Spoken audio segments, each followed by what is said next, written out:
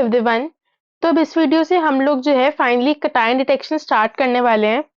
उसके weight test पहले हमने वीडियोस में लास्ट 2-3 वीडियोस में तो हमने जो है ड्राई टेस्ट उसके डिस्कस कर रहे हैं कटायंस के। तो वो भी काफी इंपॉर्टेंट है एंड अब से जो वेट टेस्ट स्टार्ट हो रहे हैं ये भी काफी ज्यादा इंपॉर्टेंट है। हम जब एंड में पीवाईक्यूज करेंगे तो तुम खुद ही देखोगे कितने सारे पीवाईक्यूज आए हैं। एंड इनफैक्ट खाली इस छोटे से टॉपिक से, ठीक है, जीरो ग्रुप के डिटेक्शन से ही 4 क्वेश्चन आए हैं, चारों के चारों सेम ही चीज पे। तो चलो शुरू करते हैं। तो इसमें क्या आया है, हम दो कंफर्मेटरी टेस्ट देखेंगे। सो हम अभी तक वर्क फ्लो समझते हैं कि अभी तक क्या हुआ था। पहले हमने सॉल्ट लिया, उसके लिए अनायन डिटेक्शन कर लिया, ठीक है। अनायन डिटेक्शन के वही हमने प्रोसीजर फॉलो करा, डाइल्यूट H2SO4, कंसंट्रेटेड H2SO4, और फिर इंडिपेंडेंट टेस्ट सल्फेट के एंड फॉस्फेट के। देन उसके बाद क्या हुआ, कटायन डिटेक्शन स्टार्ट करा, तो पहले थोड़ा कलर टेस्ट वगैरह करा।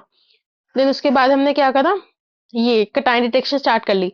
तो ऐसा होता है कि कटायन डिटेक्शन में हम क्या करते हैं, सबसे पहले अमोनिया के लिए टेस्ट कर लेते हैं, ठीक है। थोड़ा सा बस सॉल्ट लेते हैं and उसमें ये सारा टेस्ट कर लेते हैं। एंड अगर अमोनिया प्रेजेंट है तो बस ठीक है, नहीं प्रेजेंट है तो फिर आगे पूरा प्रोसीजर फॉलो करते हैं, ठीक है। एक स्टेप बाय स्टेप पूरा फ्लो चार्ट है जो हम नेक्स्ट वीडियो में डिस्कस करेंगे। तो अमोनिया के लिए कंफर्मेटरी टेस्ट देखते हैं।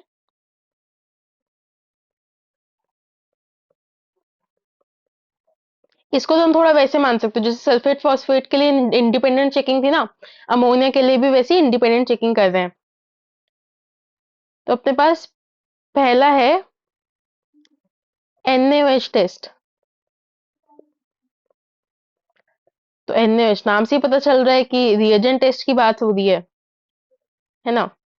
तो क्या करते हैं, जैसे अमोनियम सल्फेट है मान लो, कोई भी यहाँ पे अमोनियम सॉल्ट लिया है BCl, जैसे वहां पर सोडियम का लेते थे ना, सोडियम एंड देन अनायन लेते थे जो भी हम डिटेक्ट कर रहे हैं, इसमें NaOH डालेंगे तो क्या मिलेगा हमें,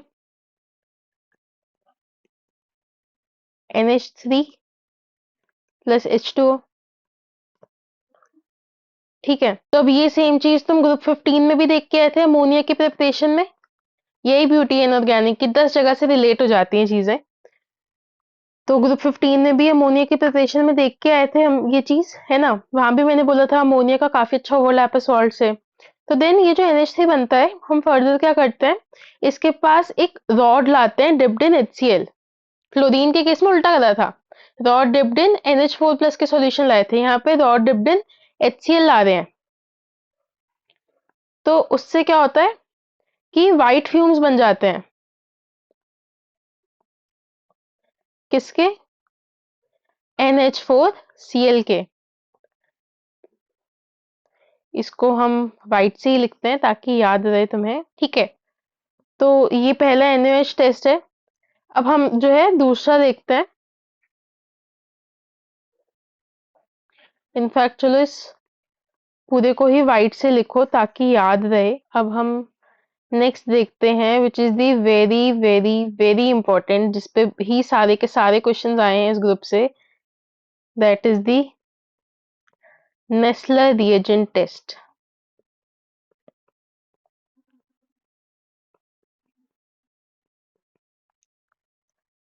तो इसमें क्या करते हैं, नाम से ही पता चल रहा है नेस्ले रिएजेंट डालना है हमें। तो हमने अमोनियम सॉल्यूशन लिया and via some method NaOH या कुछ भी डाल के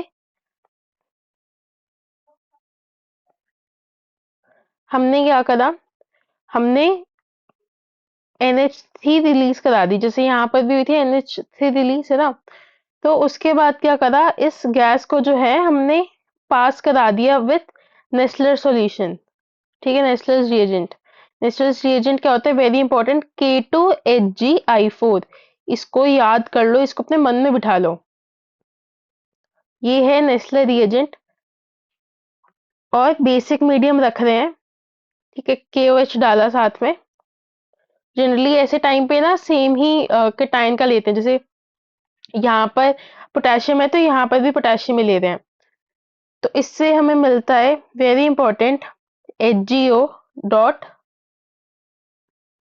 HgNH2I।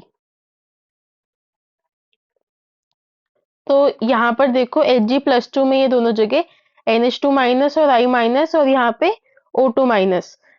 तो इसको बोलते हैं बेसिक मरकरी 2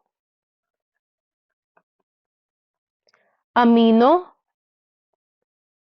आयोडीन। और ऑब्वियसली तुम्हें रिएक्शन जैसे मैंने लिखे उससे पता चल रहा होगा, दिस इज ब्राउन प्रेसिपिटेट। उसके अलावा साइड प्रोडक्ट्स KI और H2O तो चलो ठीक ही है।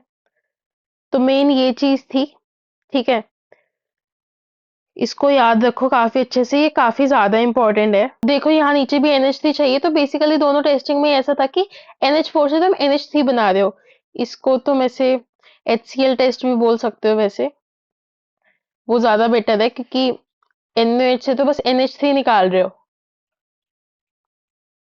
और यहाँ पे नेशनल रिएजेंट टेस्ट, तो अल्टीमेटली अमोनियम के केस में तुम्हें पहले क्या चाहिए, तुम्हें पहले अमोनिया गैस चाहिए एंड देन तुम उसमें फर्दर टेस्टिंग करोगे।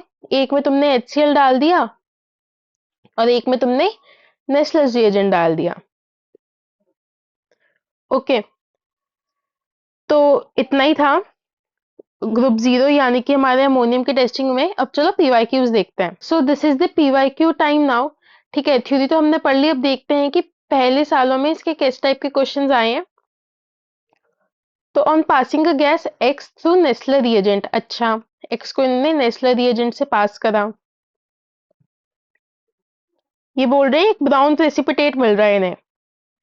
ठीक है, हम समझ ही गए हैं अमोनिया। ठीक है, अभी ऊपर देखा, ये है तुम्हारा 29 जन 2024 का क्वेश्चन। नेक्स्ट देखो, नेस्ले रिएजेंट इज, डायरेक्टली आ गया सवाल, तो मैंने याद था K2HgI4 डायरेक्ट टिक। ये है 30 जन 2023 का क्वेश्चन। तुम देखते 2023 में एक ही पैटर्न में सवाल पूछ रखे हैं। Which element is not present in Nestle reagent, again formula आना चाहिए। एग्जैक्ट फॉर्मूला नहीं भी है तो पता होना चाहिए कि पोटेशियम, मरकरी और आयोडीन है। तो ठीक है, यहाँ पे ऑक्सीजन नहीं है, तो हेंस फोर इज करेक्ट। ये देख रहे मैंने डायरेक्ट यहाँ पे एनटी के ऑफिशियल पेपर से लिया है